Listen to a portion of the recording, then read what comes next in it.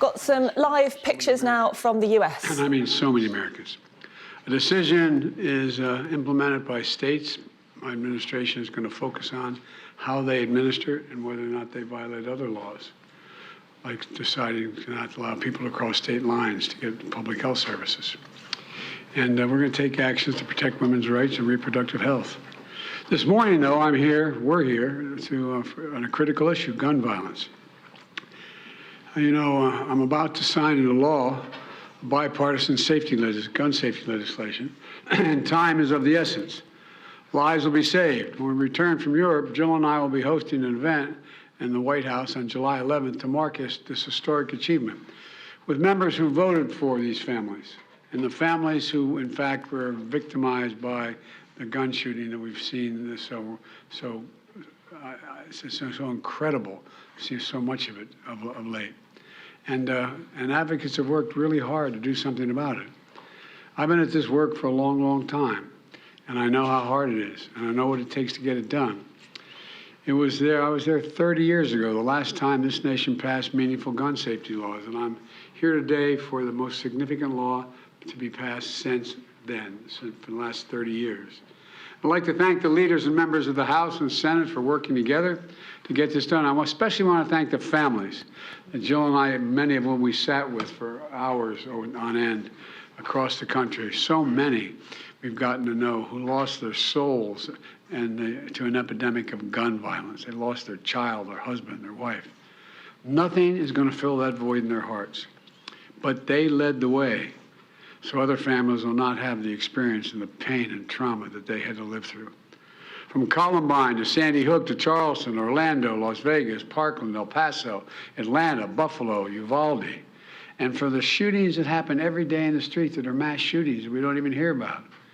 The number of people killed every day in the streets.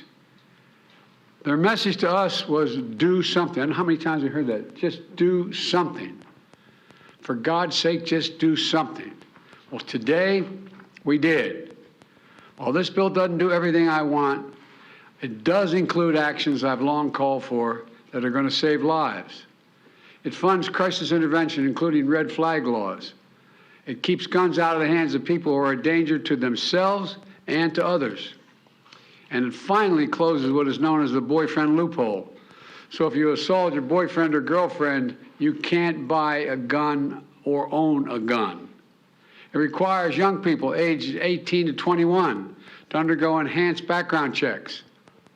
It includes the first ever federal law that makes gun trafficking and straw purchases distinct federal crimes for the first time.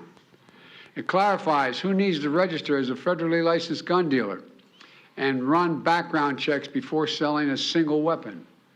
This also provides historic funding to address youth mental health crisis in this country, especially the trauma experienced by the survivors of this gun violence.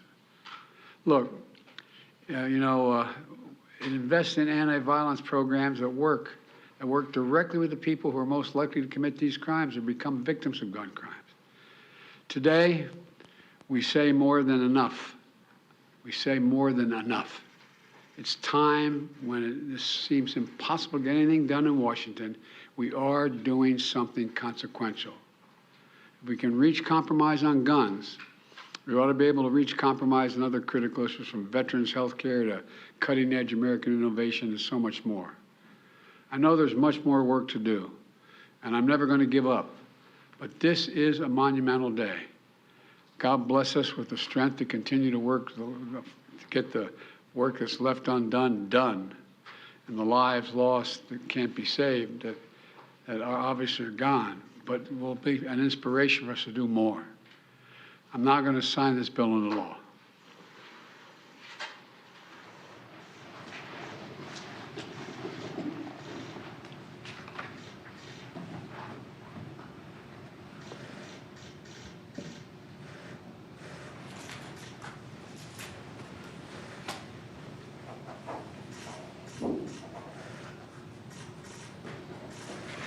These are live pictures from Washington, where President Joe Biden is signing into law what's being described as the most significant gun reform bill in decades.